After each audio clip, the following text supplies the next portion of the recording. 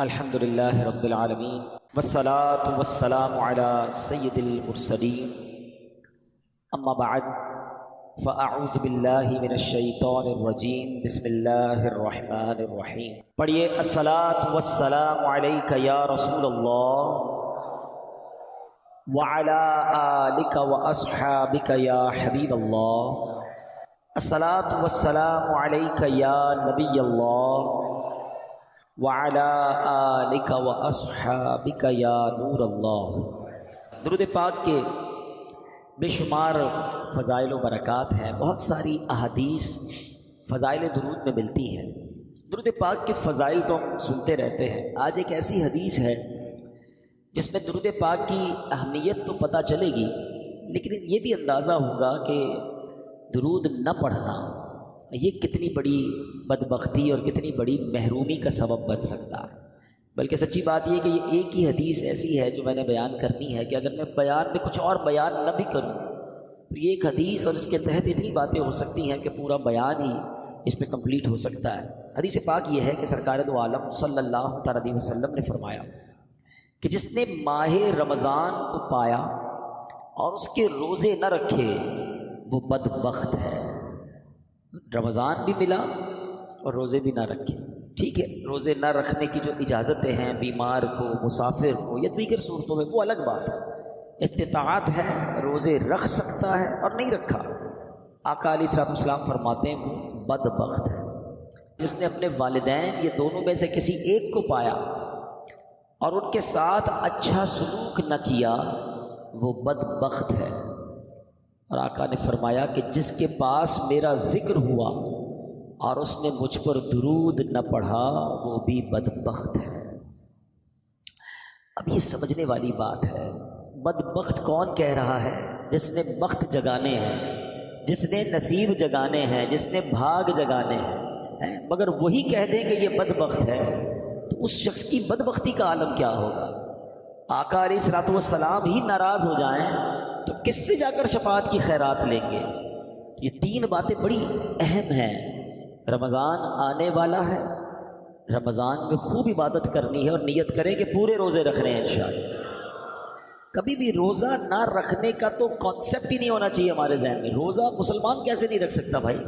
کچھ بھی ہو جائے وہ الگ، میں دوبارہ کہہ دیتا ہوں کہ جو اجازتیں ہیں وہ الگ بات ہے، لیکن خامخواہ روزے قضا کر رہے ہوتے لوگ، اس کی بالکل اجازت نہیں۔ پھر فرمایا کہ ماں باپ کے ساتھ اچھا سلوک نہ کیا وہ بھی بدبخت ہے۔ ساری دنیا میں بے شک لوگ کہیں کہ بڑا لکی ہے، بڑا کاروبار ہے، بڑا نام ہے، بڑا بخت والا ہے، اگر ماں باپ ناراض ہیں نا تو وہ بدبخت ہی ہے۔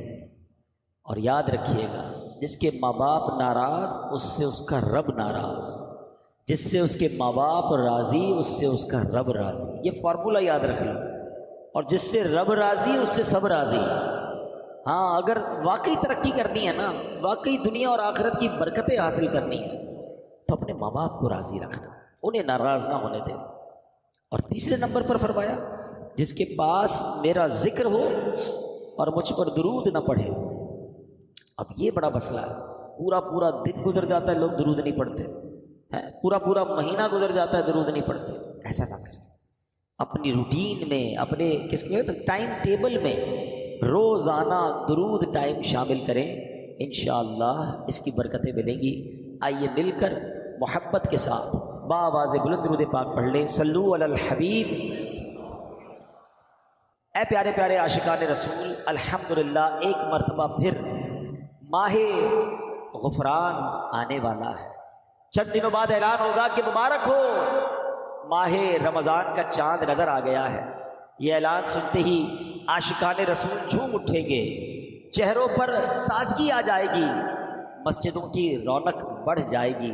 تراویح کا سلسلہ، فرض نمازیں، کوئی نوافل کی کثرت کر رہا ہوگا، کوئی تلاوت قرآن کی سعادت پا رہا ہوگا، سحر و افطار کی رونقیں ہوں گی اور انشاءاللہ زندگی کا لطف دوبالا ہو رہا ہوگا۔ خدا کی ہے عنایت، ماہ رمضان آنے والا ہے، ہوئی مولا کی رحمت، ماہ رمضان آنے والا ہے۔ خوشی سے جھومتا ہے دل، مچی ہے قلب میں ہلچل، ملی عاشق کو فرحت، ماہ رمضان آنے والا ہے۔ ماہ رمضان کے بارے میں قرآن مجید فرقان حمید میں کس خوبصورت انداز میں ایک گویا اناؤنسمنٹ کیا گیا ہے، ایک اعلان کیا گیا ہے۔ چنانچہ قرآن پاک کے دوسرے پارے سورہ بقرہ آیت نمبر 185 185 میں اللہ فرماتا ہے شہر رمضان الذی انزل فیہ القرآن ہدی للناس وبینات من الہدی والفرقان فمن شہد منکم الشہر فلیصم۔ سبحان اللہ، کیا فرمایا؟ رمضان کا مہینہ ہے جس میں قرآن نازل کیا گیا، جو لوگوں کے لیے ہدایت اور رہنمائی ہے اور فیصلے کی روشن باتوں پر مشتمل ہے۔ تو تم میں جو کوئی یہ مہینہ پائے تو ضرور اس کے روزے رکھے۔ یہ آیت نمبر 185 سورہ بقرہ پارہ نمبر 2 کا ایک حصہ ہم نے سنا۔ یہ پوری آیت نہیں ہے، اس کا ایک پارٹ ہے۔ اس آیت کریمہ میں رمضان کا تعارف پیش کیا گیا ہے۔ فرض روزوں کے لیے ایک مہینہ مخصوص ہے اور مبارک مہینہ ماہ رمضان ہے۔ بھائیوں بہنوں، کرو سب نیکیوں پر نیکیاں، پڑ گئے دوزخ پہ تالے، قید میں شیطان ہے۔ سبحان اللہ، رمضان پا لینا، رمضان مبارک کی بابرکت مقدس منور گھڑیوں تک پہنچ جانا، یہ بہت بڑی سعادت ہے، بہت ہی بلند مرتبہ صحابی۔ رمضان کی اہمیت کو سمجھیے گا، رمضان کے روزوں کی اور عبادت کی جو اہمیت ہے نا، کمال کی حدیث اور بہت خوبصورت واقعہ سنانے جا رہا ہوں۔ ایک صحابی حضرت طلحہ بن عبید اللہ رضی اللہ تعالیٰ عنہ فرماتے ہیں کہ ایک مرتبہ دو شخص بارگاہ رسالت میں حاضر ہوئے اور دونوں نے کلمہ پڑھا اور درجہ صحابیت کے مرتبے پر پہنچ گئے، یعنی دونوں صحابی ہو گئے۔ اب اس میں ایک جو تھا نا بھائی، ان کا ایک صحابی جو تھے وہ بڑی عبادت کرتے تھے، بڑی ریاضت کرتے تھے، بڑے نوافل پڑھتے تھے، اور اس کے کچھ عرصے بعد انہوں نے ایک جہاد میں شرکت کی، غزوے میں شرکت کی اور اس میں شہید بھی ہو گئے۔ اچھا، اس کے 1 سال کے بعد دوسرے بھائی کا بھی انتقال ہو گیا، دوسرے صحابی تھے ان کا بھی انتقال ہو گیا۔ اچھا، اب کیا ہوا کہ حضرت طلحہ رضی اللہ تعالیٰ فرماتے ہیں کہ میں نے ایک رات خواب میں دیکھا کہ کیا دیکھتا ہوں کہ جنت کے دروازے پر کھڑا ہوں، یہ دونوں صحابی رسول رضی اللہ تعالیٰ مجمعین جنت کے دروازے پر کھڑے ہیں۔ جس کا بعد میں انتقال ہوا نا، جنت میں سے اندر سے کوئی شخص باہر آیا اور جس کا بعد میں 1 سال بعد انتقال ہوا، انہیں لے کر جنت میں چلا گیا۔ تھوڑی دیر ہوئی تو پھر وہ باہر آئے، اور جو صحابی شہید ہوئے تھے، زیادہ عبادت کرتے تھے، 1 سال پہلے انتقال ہو گیا تھا، ان کو لے کر جنت میں چلا گیا۔ صحابی بڑے حیران ہوئے کہ شہید ہونے والے، زیادہ عبادت کرنے والے، زیادہ ریاضت کرنے والے بعد میں جنت میں جا رہے ہیں، اور کم عبادت ریاضت کرنے والے شہید بھی نہیں ہوئے، نارمل زندگی گزاری، نارمل انتقال ہوا، اور یہ پہلے جنت میں چلے گئے۔ بڑے کنفیوز، حیران بھی ہوئے کہ یہ معاملہ کیا ہے۔ سبحان اللہ، صحابہ کرام میں ایک بڑا خوبصورت ایٹیٹیوڈ تھا، جب بھی کوئی بات ذہن میں کنفیوژن پیدا کرتی، جب بھی کوئی مسئلہ پوچھنا ہوتا، بلکہ کچھ بھی چاہیے ہوتا، بارگاہ رسالت میں حاضر ہو جایا کرتا۔ ان کو یہ معلوم تھا نہیں سنتا ہی نہیں مانگنے والا تیرا۔ آقا کے پاس آ کے عرض کرتے کہ حضور یہ ماجرا کیا ہے، شہید ہونے والا بعد میں اور نہ شہید ہونے والا پہلے جنت میں چلا گیا۔ اب جو نبی پاک نے جواب ارشاد فرمایا نا، وہ سنیے گا۔ اللہ کے حبیب علیہ الصلوۃ والسلام فرماتے ہیں کہ کیا یہ دوسرے صحابی 1 سال زیادہ زندہ نہیں رہے؟ کہا جی حضور 1 سال زیادہ زندہ رہے، تو کیا اس نے شہید ہونے والے کی نسبت، کیونکہ مسلمان تو ساتھ ہی ہوئے تھے، تو شہید ہونے والے کی نسبت 1 سال رمضان کے زیادہ روزے نہیں رکھے؟ ہاں، روزے تو 1 سال زیادہ رکھے۔ فرمایا کیا اس نے وفات پانے والے صحابی سے زیادہ سجدے نہیں کیے؟ ہاں، سجدے بھی زیادہ کیے۔ تو پیارے آقا علیہ الصلوۃ والسلام نے فرمایا بس اسی وجہ سے ان دونوں کے درمیان زمین و آسمان کا فرق ہے۔ اللہ، یہ بات بڑی سمجھنے والی ہے، ہاں یہ بات بڑی سمجھنے والی ہے۔ یہ درازی عمر بہت بڑی سعادت ہے، مگر سعادت پتہ ہے کس کے لیے ہے؟ اب ذرا سمجھیے گا، وہ شخص جس کی عمر لمبی ہو اور نیکیاں بھی زیادہ ہوں، اس کے تو وارے نہیں آ رہے، مگر وہ بندہ جو گناہوں میں پڑا ہوا اور اس کی لمبی عمر بھی ہے، وہ پھنس گیا نا، اس کی تو پھر روز ہی گناہ پڑ رہے ہیں، نماز روز ہی قضا کر رہا ہے، اس کی لمبی عمر اس کے لیے مشکل بن رہی ہے، جتنا جی رہا ہے اتنے گناہ کر رہا ہے۔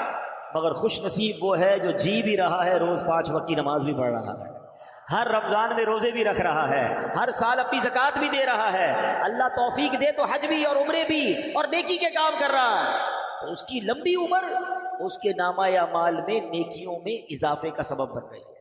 اللہ سے دعا کرتے ہیں کہ اللہ نیکیوں والی، عافیت والی، روزوں والی، سجدے والی لمبی عمر عطا فرمائے۔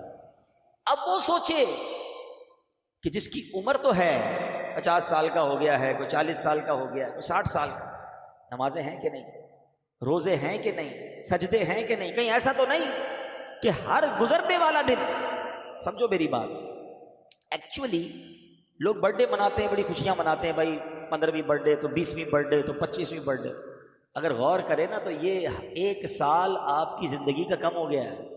آپ تو برتھ ڈے انجوائے کر رہے ہیں لیکن ایکچولی آپ کی زندگی سے 1 سال کم ہو گیا۔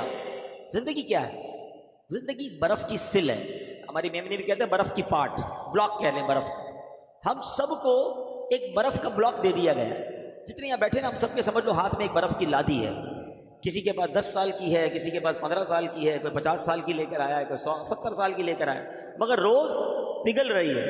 ایک دن گزرا برف پگھل رہی ہے، پگھل رہی ہے۔ ہم میں سے نہیں پتا کسی کو کہ کہیں آج آخری رات نہ ہو، کل آخری دن نہ ہو، 4-6 دن ہی رہ گئے، پتہ نہیں، ہم نہیں جانتے۔ پہلے تو یہ بھی نہیں جانتے رمضان بھی ملے گا کہ نہیں۔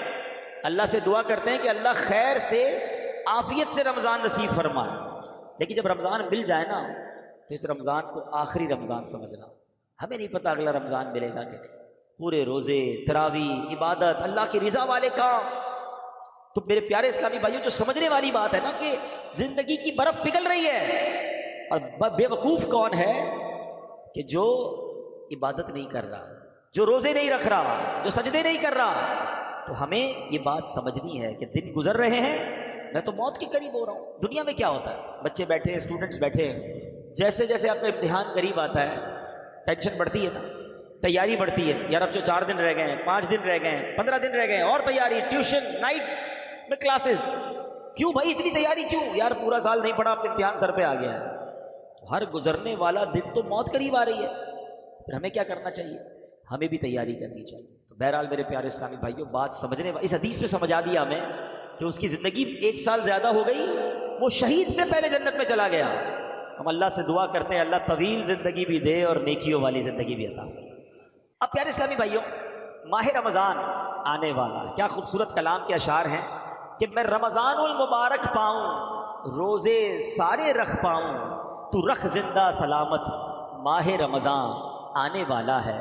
الہی عافیت دینا، سلامت دل عطا کرنا، عطا کر دے تو صحت، ماہ رمضان آنے والا ہے۔ اے میرے پیارے اسلامی بھائیوں، یاد رکھیے علماء کرام فرماتے ہیں ماہ رمضان المبارک میں مغفرت کے اسباب، ریزن آف مغفرت جو ہیں وہ بڑھ جاتے ہیں۔ نمبر 1، ماہ رمضان کا روزہ رکھنا سامان مغفرت ہے۔ ماہ رمضان میں قیام کرنا یہ بھی مغفرت کا ذریعہ ہے۔ ماہ رمضان کی شب قدر میں عبادت کرنا یہ مغفرت پانے کا ذریعہ ہے۔ روزہ دار کو افطار کروانا یہ بھی مغفرت کا ذریعہ ہے۔ غلام یا ملازم پر آسانی کرنا یہ بھی مغفرت کا ذریعہ ہے۔ رمضان المبارک میں ذکر اللہ کی کثرت کی جائے کہ حدیث پاک میں ہے ماہ رمضان میں ذکر اللہ کرنے والا بخشا ہوا ہے، تو ذکر اللہ بھی مغفرت کا ذریعہ ہے۔ رمضان مبارک میں کثرت سے استغفار کرنے سے بھی بخشش کی خیرات ملتی ہے۔ اللہ اکبر، ذرا سوچئے، اتنے سارے ریزن، اتنے سارے اسباب ہیں ماہ رمضان میں، یعنی رمضان تو ہمیں بخشوانے آ رہا ہے، ہم پر مہربانی کی جا رہی ہے، ہمیں چانس دیا جا رہا ہے کہ اے میرے گناہگار بندوں، وہ مہینہ آنے والا ہے کہ تمہاری بخشش کے لیے ہے، تو ہمیں ماہ رمضان میں خوب عبادت کرنی ہے۔ اے میرے پیارے اسلامی بھائیوں، ماہ رمضان میں اب جب مغفرت کے اسباب ہم نے سنے نا، تو ہم نے کیا کیا کرنا ہے یہ ذرا غور کریں۔ سب سے پہلے تو کام یہ کرنا ہے کہ ماہ رمضان کے آنے سے پہلے پہلے ہم پکی سچی توبہ کر لیں، تاکہ گناہوں سے بالکل پاک اور صاف ہو کر رمضان المبارک کا استقبال کر پائیں۔ ماہ رمضان میں دوسرا کام کیا کریں کہ دن کا روزہ اور رات کا قیام، یعنی تراویح اور نوافل ہرگز نہ چھوڑیں۔ دوسرا کام یہ ٹارگٹ لے لیں۔ تیسرا، نفس امارہ کی خواہشات کو روکنے کی بھرپور کوشش کریں، کیونکہ شیطان تو بند ہوتا ہے لیکن ہماری عادتیں ہمارے ساتھ لگی ہوئی ہوتی ہیں، تو ہمیں اس میں ان عادتوں کی وجہ سے جو گناہ کی عادت ہوتی ہے نا۔ ایک سوال کیا گیا علماء سے کہ حضرت یہ ماہ رمضان میں تو کہا جاتا ہے شیطان بند ہوتا ہے، بندہ پھر گناہ کیوں کرتا ہے، پھر غلط کام کیوں کرتا ہے؟ تو بڑا پیارا علماء نے جواب دیا کہ سائیکل پر پیڈل مارو، مارتے رہو تو چلتی رہتی ہے، پھر اس کے بعد بہت سارے پیڈل مار کے روک دو، پھر بھی کافی دیر تک چلتی رہتی ہے۔ فرمایا 11 مہینے شیطان نے اتنے پیڈل چلا دیے ہیں کہ باقی 1 مہینے کی گناہوں کی سائیکل ویسی چلتی رہتی ہے۔ تو سائیکل رکے گی کیسے جب بریک لگاؤ گے؟ تو گناہوں کی عادت پر بریک لگانا ہے رمضان میں۔ ابھی سے تیاری شروع کر دو. یا رمضان میں فلمیں نہیں دیکھوں گا, رمضان میں گناہ نہیں کروں گا, رمضان میں جھوٹ نہیں بولوں گا. ابھی سے چھوڑو نا بھائی, رمضان کا کیوں انتظار ہے؟ ماہ رمضان کے استقبال میں گناہوں کو چھوڑنے کی ہمیں عادت ڈالنی چاہیے. اچھا, ماہ رمضان میں ایک اور آپ نے کام یہ کرنا ہے کہ پورے دن میں تمام دنیاوی خیالات سے پاک ہو کر, سارے کاموں سے فارغ ہو کر, بے شک تھوڑی دیر ایسی رکھنی ہے جو صرف اللہ کا ذکر کرنا ہے, درود پاک پڑھنا ہے. ذکر اللہ والوں کی مغفرت ہے نا, تو اس کو ٹارگٹ کرنا ہے نا, حاصل کرنی ہے مغفرت. پھر فرمایا غریبوں اور مسکینوں کا خیال رکھیں. ماہ رمضان میں غریبوں پر وسعت کریں, غریبوں پر خرچ کریں, لوگوں کے ساتھ اچھا برتاؤ کریں. پھر ماہ رمضان میں ایک اور کام یہ کرنا ہے کہ خوب تلاوت کرنی ہے. ماہ رمضان تو ہے ہی نزول قرآن کا مہینہ نا. خوش نصیب لوگ میں نے دیکھا ہے کہ خوب تلاوت کرتے ہیں. کوشش کریں, اللہ توفیق دے تو 3 بار قرآن ختم کر لیں. 3 بار نہ کر سکے تو کم از کم 1 بار تو ختم قرآن رمضان میں اپنی تلاوت سے کریں. امام صاحب تراویح میں سنائیں گے وہ الگ ہے, مگر ہم اپنی تلاوت سے کم از کم 1 بار قرآن پاک ضرور ختم کریں. اچھا, پھر اس مہینے میں اب میں یہ چاہتا ہوں کہ سرور کائنات علیہ الصلوۃ والسلام رمضان کیسے گزارتے تھے ہم یہ جانیں, کیونکہ ہم تو امتی ہیں نا. آقا کو رمضان عطا کیا گیا, ہم دیکھیں کہ سرور کائنات اللہ کے حبیب علیہ الصلوۃ والسلام کا رمضان کیسا ہوتا تھا. اب غور سے سنتے جائیں. پیارے آقا علیہ الصلوۃ والسلام کا ماہ رمضان میں پہلی ادا, کچھ پوائنٹس ہیں. پہلا پوائنٹ کیا ہے کہ پیارے آقا علیہ الصلوۃ والسلام ماہ رمضان کا بھرپور طریقے سے استقبال کرتے تھے. رجب آ جاتا نا تو رجب سے ہی نبی پاک رمضان تک پہنچنے کی دعائیں کرنا شروع کر دیتے. اللہم بارک لنا فی رجب و شعبان و بلغنا رمضان. اے اللہ رجب اور شعبان میں برکت دے اور ہمیں رمضان سے ملا دے, ہمیں رمضان عطا کر دے. یعنی کتنا انتظار ہے کہ رجب آیا اور دعائیں شروع ہو گئیں. سبحان اللہ. دوسرا, میرے آقا کیا فرق کیا کرتے تھے استقبال کے لیے, ویلکم کرنے کے لیے رمضان کو, کہ رمضان کا پڑوسی مہینہ ہے شعبان. پیارے آقا شعبان کے مہینے میں کثرت سے روزے رکھا کرتے تھے, نفلی روزے, گویا رمضان کا استقبال ہو رہا ہے. اور رمضان آنے والا ہوتا تو اس کے پہلے استقبالیہ خطبہ دیتے, ماہ رمضان کے فضائل بیان کرتے, اس کی برکتیں بیان کرتے. اور سبحان اللہ, میرے آقا جب رمضان کا چاند نظر آتا نا تو چاند دیکھنے کی خاص دعا پڑھتے اور آمد رمضان کی خوشخبریاں دیا کرتے.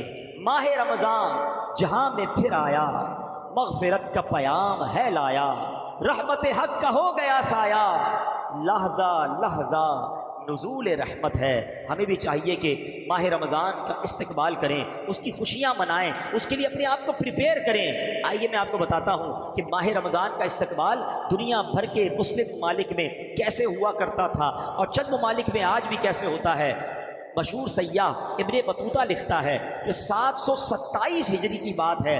کہتے میں مصر کے ایک شہر میں تھا, شعبان المعظم کی 29 تاریخ تھی. وہاں کے قاضی صاحب قاضی عز الدین کے گھر پر خوب اہتمام ہو رہا تھا. شام کے وقت وہاں علماء اور رؤساء اس کے گھر پر جمع ہو رہے تھے اور گھر آنے والے کا استقبال کیا جا رہا تھا. اپنی اپنی جگہ سب بیٹھ گئے. جب قاضی صاحب آئے تب یہ قافلہ دھوم دھام سے روانہ ہوا اور یہ سارے قافلے والے ایک بلند جگہ پر پہاڑ پر پہنچے. وہاں قالین بچھے ہوئے تھے. سب نے مل کر رمضان کے چاند کو دیکھنا شروع کر دیا. جیسے ہی چاند نظر آیا پھر وہاں دعائے خیر کی گئی اور اس کے بعد نماز مغرب ادا کی گئی. اور اس کے بعد سارے شہر والے ہاتھوں میں فانوس لیے, اپنے ہاتھوں میں کندیلے لیے, گویا رمضان کا استقبال کرتے ہوئے سڑکوں پر نکل آئے. اور اس کے بعد ماہ رمضان کا اسی طرح ہر سال استقبال ہوتا. ان کا کہنا یہ ہے کہ لوگ سواری کا دن کہا کرتے جس دن رمضان کا چاند نظر آتا. اسی طرح میرے پیارے اسلامی بھائیوں, مغربی ممالک یعنی یہ جو مراکش اور اس کے اطراف کے ممالک ہیں وہاں کے بارے میں بتایا جاتا ہے کہ شعبان کے آخری عشرے سے ہی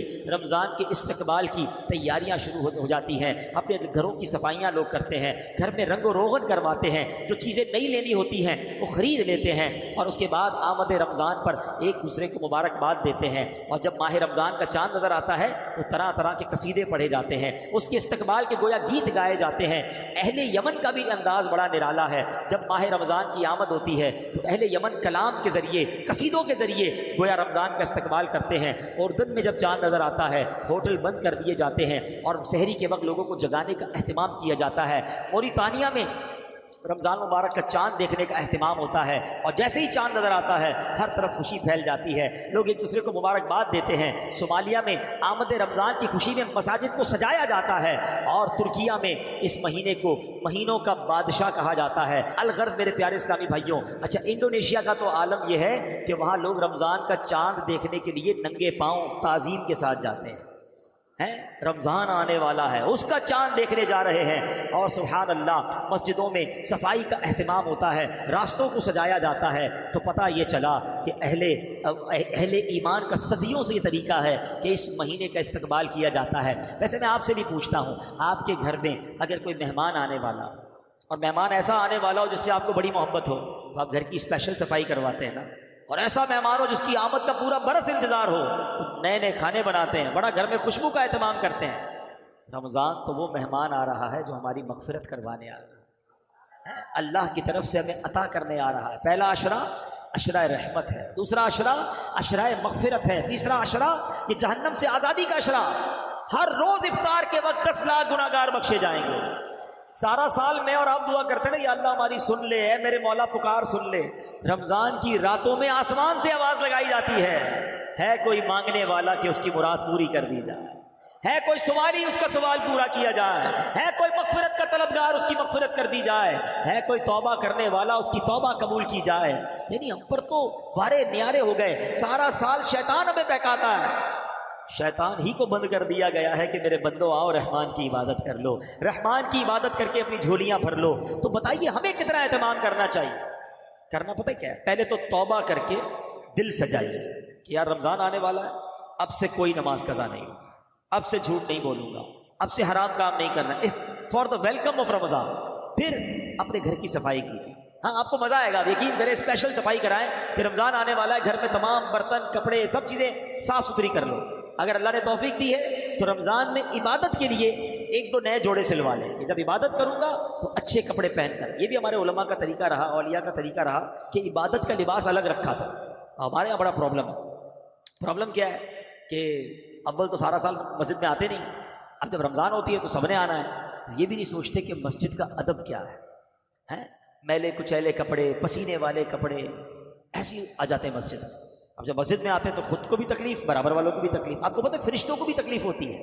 اچھا پھر ایک اور مسئلہ خاص طور پہ مغرب کی نماز میں، اور شاید یہ فجر کی نماز میں بھی ہوتا ہوگا، کیونکہ وہ مغرب افطار کر کے پڑھنی ہے اور فجر جو ہے وہ سحری کر کے پڑھنی ہے۔ اب اتنا خیال نہیں ہے کہ ابھی کھانا کھایا ہے تو منہ اچھی طرح صاف کرنا چاہیے۔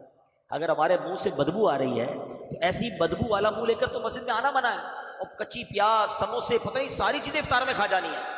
تو اللہ کے بندوں یہ ساری چیزیں ہم مغرب کے بعد بھی کھا سکتے ہیں، مغرب سے پہلے کھجور کھا لیں، پانی پی لیں، اگر پھر بھی کھانا ہے تو فروٹ کھا لیں تاکہ آپ کے منہ میں بو نہ ہو۔ ابھی پورا دن ویسے ہی آپ بھوکے رہیں اور اب منہ میں بدبو، پیاز سموسے پتہ نہیں کیا کیا کھایا اور آ گئے اللہ کے گھر میں۔ آپ کو پتہ ہے جب بندہ نماز پڑھتا ہے، تلاوت کرتا ہے نا، اس کے منہ کے ساتھ فرشتہ منہ لگا دیتا ہے، اور اگر اس کے منہ سے بو آتی ہے تو فرشتہ چلا جاتا ہے۔ بتائیں ہمارا کیا حال ہوتا ہے؟ تو رمضان میں ایک سنت کی بھی نیت کرنے کے انشاءاللہ روزانہ کثرت سے مسواک کریں گے انشاءاللہ۔ مسواک خرید لیجئے گا اور ساتھ رکھیے گا، کیونکہ پیسٹ تو روزے میں کر نہیں سکتے، اس سے بچنا ہے۔ آپ پیسٹ کریں گے نہیں اور اس کے بعد مسواک بھی نہیں کریں گے تو پھر تو منہ کا عالم خراب ہو ہی جانا ہے۔ اچھی سی ایک عطر خرید لیں، اللہ توفیق دے تو، تاکہ مسجد میں جب آئیں تو اپنے جسم پر، اپنے کپڑوں پر خوشبو لگائیں، اور اس نیت سے لگائیں کہ میرے آقا کی سنت ہے، مجھے بھی بدبو تکلیف نہ دے، میرے کسی ساتھی کو بھی تکلیف نہ دے۔ تو اللہ کے گھر کا ادب، اپنے گھر کی صفائی ستھرائی کا خیال رکھیں، تو جتنا کہتے ہیں نا رسپیکٹ کریں گے، جتنا ادب کریں گے اتنا عطا کیا جائے گا۔ وہ کہتے ہیں نا با ادب با نصیب، بے ادب بد نصیب۔ ہاں ادب جتنا کرو گے اتنی برکتیں ملیں گی۔ دوسرا نبی پاک کا انداز پتہ کیا تھا؟ کہ پیارے آقا علیہ الصلوۃ والسلام کے بارے میں آتا ہے کہ بی بی عائشہ صدیقہ فرماتی رضی اللہ تعالی عنہا کہ جب رمضان آتا تو میرے آقا کے چہرے کا رنگ بدل جاتا تھا، آپ کے چہرے پر اتنا خوف طاری ہو، اب فکر مند ہو جاتے تھے۔ اب پیارے آقا کس بات کے فکر مند ہیں؟ حضرت علامہ عبدالرؤف مناوی فرماتے ہیں اس کی شرح میں کہ رنگ مبارک تبدیل ہونے کا جو ریزن تھا نا وہ خوف خدا تھا۔ آپ خوف فرماتے تھے کہ کہیں رمضان میں حق کے بندگی ادا کرنے میں کوئی کمی نہ رہ جائے۔ یہ کون ہے؟ اللہ کے حبیب ہیں، ان کا یہ عالم ہے کہ آپ کا رنگ بدل جاتا کہ کہیں رمضان میں اللہ کی عبادت میں کوئی کمی نہ رہ جائے۔ اور ہمارا عالم کیا ہے؟ پیسے کمانے میں کوئی کمی نہ رہ جائے۔ اور ہمارا حال یہ ہے کہ رمضان کو ہم نے فوڈ فیسٹیول بنا دیا۔ کچھ لوگوں نے فوڈ فیسٹیول بنا دیا، کھانے پینے کا مہینہ، کچھ لوگوں نے اسپورٹس فیسٹیول بنا دیا، کھیل کود کا مہینہ، اور کچھ لوگوں نے کمائی کرنے کا بزنس فیسٹیول بنا دیا کہ پیسے کمانے کا مہینہ، اور چوتھی قسم بھی ایک ہے شاپنگ کا مہینہ۔ توبہ توبہ، کوئی تو کہے عبادت کا مہینہ ہے، 4 دوست ملتے ہیں, کہتے ہیں یار آج کدھر افطار کرنا ہے, آج شہری میں کدھر چلنا ہے, آج رات کہاں گھومنا پھرنا ہے. ارے کیا ایسا نہیں ہو سکتا کہ 4 دوست مل کر کہیں کہ آج تراویح کہاں پڑھنی ہے, رات کو بیٹھ کر تلاوت کدھر کرنی ہے یار, کہیں ذکر اللہ کی محفل ہو تو وہیں چلتے ہیں, کہیں درس قرآن سننے چلتے ہیں, چلو یار اللہ کے گھر میں عبادت کرتے ہیں, یہ مہینہ عبادت کے لیے آیا ہے. ہر طرف بورڈ لگ جاتے ہیں, all you can eat, Ramzan offer burger, تو رمضان آفر فرائز, تو فلاں فلاں. مطلب ایسا لگتا ہے کہ مسلمان بیچاروں کو پورے سال میں 1 مہینہ کھانے کے لیے ملا ہے, یہ روزے کے لیے ملا ہے, یہ عبادت کے لیے ملا ہے. ہم کیوں ایسا کرتے ہیں؟ اچھا سائنٹیفکلی میں آپ کو ایک بات بتاؤں, اب تو خیر کہتے ہیں نا بہت ساری چیزیں سائنس سمجھا دیتی ہے. ہماری میمنی میں کہتے ہیں کہ ہارے نہ مریو وارے بریو. کیا ہوتا ہے کہ پہلے لوگ کہتے تھے یار بیمار ہوں تو طبیعت ڈاؤن ہو جاتی ہے روزوں میں, تو کمزوری بہت ہے اس لیے نہیں رکھتا. حالانکہ نبی پاک نے 1450 سال پہلے فرما دیا کہ روزہ رکھو صحت مند ہو جاؤ گے. اور آج جتنے ڈائٹسٹ جو ڈائٹ کرنے والے اور ڈاکٹرز ہیں اور سائنٹیفک لوگ ہیں, وہ سب کہتے ہیں کہ جناب 14 سے 16 گھنٹے کی فاسٹنگ کریں تو آپ کی باڈی جو ہے اس کی بہت شاندار ریکوری شروع ہو جاتی ہے, آپ کا ڈائبٹک لیول ٹھیک ہو جاتا ہے, آپ کا کولیسٹرول ٹھیک ہو جاتا ہے, آپ کا وزن ٹھیک ہو جاتا ہے. آپ یقین کریں میں ایسے لوگوں کو جانتا ہوں جو پورا سال اب 16 گھنٹے بھوکے رہتے ہیں. میں ایک صاحب کو ملا, وہ کہتے ہیں میں روز 16 گھنٹے بھوکے رہتا ہوں, میرا جسم بڑا فٹ ہو گیا. تو میں نے کہا اللہ کے بندے پھر روزہ ہی رکھ لیا کر. اس نے کہا بات تو آپ صحیح کر رہے ہیں, 16 گھنٹے تو ویسے ہی بھوکا رہتا ہوں. میں نے سسٹم ایسا بنا لو کہ سحری کر لو, افطار کر لو, روزے کا ثواب روز مل جائے گا, آپ کی ڈائٹنگ بھی ہو جائے گی. الحمدللہ اس کے بعد سے اس نے روزے رکھنا شروع کر دیے. لیکن مجھے پتا چلا کہ میرے آقا نے تو پہلے ہی کہہ دیا تھا, کاش مسلمان نبی پاک کی بات مانتا نا. ڈاکٹر بھی مان رہے ہیں ہاں 15-16 گھنٹے بھوکا رہو تو باڈی کور ہوتی ہے, باڈی اپنے بہت سارے ایسی چیزوں کو ختم کر دیتی ہے جو بیکٹیریاز ہوتے ہیں. اور بڑی میں نے اس کی تفصیل پڑھی ہے, سائنٹیفک باتیں اس لیے میں یہاں نہیں کر رہا, مگر سمجھو بات, نبی پاک نے تو فرما دیا تھا کہ روزہ رکھو صحت مند ہو جاؤ گے. ہونا یہ چاہیے تھا کہ ہم رمضان کا پورا مہینہ روزے رکھتے, ہماری باڈی فٹ ہو جاتی, ہماری بیماریاں دور ہو جاتی, ہمارا ایکسٹرا فیٹ ختم ہو جاتا, ہمارا وزن کچھ اور اچھا ہو جاتا. اگر ہم ایسے لوگوں کو بھی جانتے ہیں جن کا رمضان میں وزن بڑھ جاتا ہے. کیوں بھائی؟ کیونکہ باقی دنوں میں تو ہم 3 ٹائم کھاتے ہیں اور وہ لوگ رمضان میں 5 ٹائم کھاتے ہیں. 5 ٹائم کیسے کھاتے ہیں؟ اور بھائی ابھی تو افطار میں پہلے ڈٹ کر کھائیں گے, پورا دن بھوکا رہا تھا. سحری میں ڈٹ کر اس لیے کھائیں گے کہ پورا دن بھوکا رہنا ہے, تو 2 تو یہ ہو گئے. اب تراویح کے بعد پھر بھوک لگے گی, پھر کھانا ہے, رات کو دوستوں کے ساتھ 2 بجے پھر کھانا ہے. اتنا کھانا ہے تو حال کیا ہوگا باڈی کا, اور سارا تیل والا اور عجیب و غریب کھانا ہے. اس بار رمضان میں ایک اور ٹارگٹ لے لو کہ اپنی صحت بھی بہتر کروں گا. واقعی یہ موقع مل رہا ہے آپ کو کہ اگر آپ یہ فرائز اور اس طرح کی چیزیں جو آپ کی باڈی پر امپیکٹ کریٹ کرتی ہیں وہ نہ کریں. آپ دیکھیں رمضان میں ایک اور, میں آپ کو اس کو کیلکولیٹ کرنے کے لیے بتا رہا ہوں کہ 8ویں 10ویں روزے سے آپ کو مسجد میں بہت سارے کھانسنے کی آوازیں شروع ہو جائیں گی. شروع کے 2-4 روزوں میں آپ کو کم آئیں گی, اس کے بعد تراویح میں ہر دوسرا آدمی کھانس رہا ہوگا. کیوں کھانس رہا ہوگا؟ افطار میں سموسا گرم چاہیے اور شربت ٹھنڈا چاہیے, دونوں کی لڑائی افطار میں ایک ساتھ کرانی ہے. پھر گلا بھی تو پھر بولے گا نا, احتجاج کرے گا, تو گلے خراب ہو رہے ہوتے ہیں. پیٹ 10-12 رمضان کے بعد کوئی دوست ڈاکٹر بیٹھا ہو تو اس سے پوچھ لیجیے گا, پیٹ کے مریض زبردست کلینک پہ پہنچے ہوئے ہوتے ہیں, ڈرپیں لگ رہی ہوتی ہیں, ڈائریا, اور وہ بھی دعا کرتے ہوں گے یا اللہ ہمارے رزق میں برکت دے. اب ہم کھا کے پہنچ رہے ہوتے ہیں وہاں پر, تو کیا عبادت کرو گے یار؟ اگر کھانے کے لیے رمضان آیا ہے تو کیسے تراویح میں دل لگے گا, کیسے عبادت میں دل لگے گا؟ فٹ رکھیں اپنے آپ کو, کھانا کم کھانا ہے تاکہ آپ زیادہ عبادت کر سکیں. پیارے آقا فکر مند ہو جاتے, کلر تبدیل ہو جاتا. ہمارے کچھ لوگوں کا کھا کے کلر تبدیل ہو جاتا ہے. ایسا نہ کریں. اس بار اللہ کرے کہ مجھے بھی یہ فکر ہو جائے کہ یا اللہ یہ رمضان میں میری مغفرت ہو جائے, میں کہیں رہ نہ جاؤں. جس کو ٹینشن ہوتی ہے نا کہ روز افطار میں 10 لاکھ بخشے جا رہے ہیں, میرا نام آیا کہ نہیں آیا, کہیں میں رہ تو نہیں گیا.